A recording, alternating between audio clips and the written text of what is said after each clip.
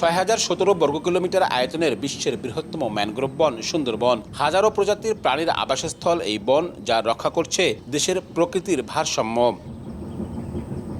তবে এই বনের দিকেই নজর শিকারী ও পাচারকারীদের। 2012 সাল থেকে এখন পর্যন্ত বন বিভাগের বন্যপ্রাণী অপরাধ দমন ইউনিট 60,209টি বন্যপ্রাণী উদ্ধার করেছে। 2000-এর বেশি ঘটনায় আটক হয়েছে মাত্র 231 জন। সংস্থাটির তথ্য মতে শিকার ও পাচার হওয়া প্রাণীর 35%ই বিভিন্ন প্রজাতির পাখি। শুধু 2025 সালেই উদ্ধার হয়েছে 3,520টি পাখি। উদ্ধার না হওয়া সংখ্যা আরও বেশি বলে ধারণা।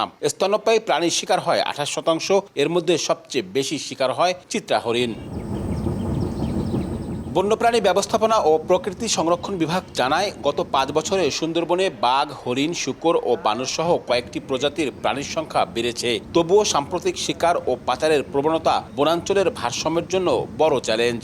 আসার জায়গা যে বন্যপ্রাণীর সংখ্যা সুন্দরবনে বৃদ্ধি পেয়েছে, ঠিক তেমনি এর সাথে সাথে একটি বিষয় আপনি দেখবেন যে সুন্দরবনে আমাদের জন্য এখন বর্তমানে বড় ধরনের চ্যালেঞ্জ হচ্ছে হরিণ শিকার এবং বিষ দিয়ে মাছ ধরা। হরিণের সংখ্যা কমে যায়, তাহলে যে বাঘের স্বাভাবিক খাবার কমে যাবে, তো সেখানে বাঘ একটা হুমকিতে পড়বে। ইকোসিস্টেম যদি ঠিক থাকতে হয় তাহলে বন্যপ্রাণীকে স্বাভাবিক অবস্থায় রাখতে হবে। বন বিভাগ কর্তৃক স্মার্ট পেট্রোলিং আছে, এমনি প্রথাগত যে পেট্রোলিং আছে, এটা বাড়াতে হবে। বন্যপ্রাণী সংরক্ষণের জন্য যে আইন আছে, উপরন্তু যে সমস্ত লিগ্যাল ফ্রেমওয়ার্ক আছে, এইগুলো যথাযথ প্রয়োগ ঘটাতে হবে। বনের অপরাধে সম্প্রতি বেড়ে ওঠা বনদস্যুদের সম্পৃক্ততার অভিযোগও আছে। তবে নতুন দায়িত্বপ্রাপ্ত প্রতিমন্ত্রী জানিয়েছেন, অপরাধ দমনে বিশেষ অভিযান জোরদার করা হবে।